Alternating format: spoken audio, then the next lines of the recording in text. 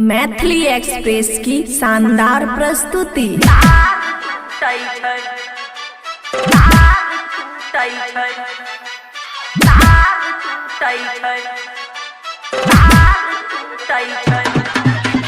DJ Manish, DJ Manish,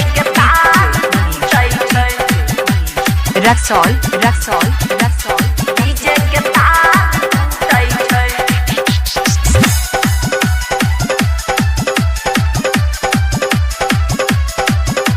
खुशी recording studio बलुआहा। बंद कर भोजपुरिया गाना, भोग्या अब पुराना। बंद कर भोजपुरिया गाना, भोग्या अब पुराना। कनियो ने पब्लिक जुटै छै रे, कनियो ने पब्लिक जुटै छै। कि जब बाजै मैथिली गाना, डीजे के तार टूटै छै। कि जब बाजै मैथिली गाना, डीजे के तार टूटै छै। बंद कर भोजपुरिया गाना, भ गेलै अब पुराना। कनियो ने पब्लिक जुटै छै, कि कनियो ने पब्लिक जुटै छै। कि जब बाजै मैथिली गाना, डीजे के तार टूटै छै। कि जब बाजै मैथिली गाना, डीजे के तार टूटै छै। बुझली? DJ Manish, DJ Manish,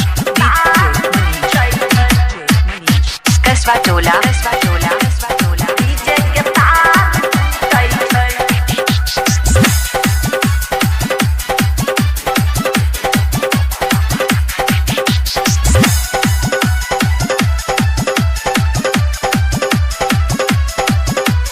खुशी रिकॉर्डिंग स्टूडियो बलुआहा।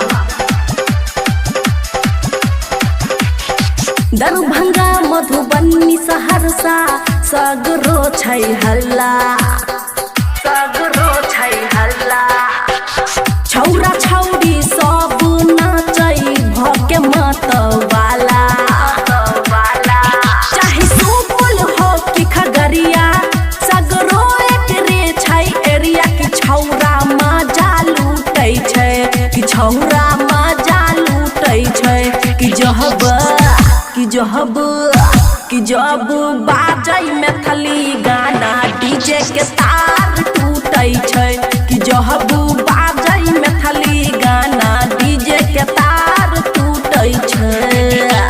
DJ Manish, DJ Manish, DJ के तार टूटै छै। Kasva Tola, Kasva Tola, Kasva Tola, DJ के तार टूटै छै।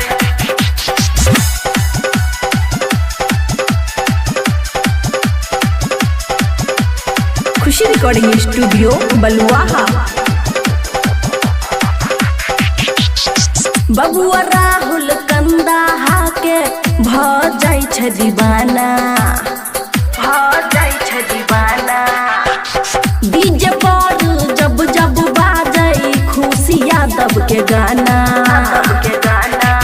चाहे बुढ़वा होय कि जवन का, लाजाबै नै छै तनका। कि सबके हंसी छूटै छै, कि सबके हंसी छूटै छै। कि जब बाजै मैथिली गाना, डीजे के तार टूटै छै। कि जब बाजै मैथिली गाना, डीजे के तार टूटै छै। बंद कर भोजपुरिया गाना, भ गेलै अब पुराना। कनियो ने पब्लिक जुटै छै, कि कनियो ने पब्लिक जुटै छै। कि जब बाजै मैथिली गाना, डीजे के तार टूटै छै। कि जब बाज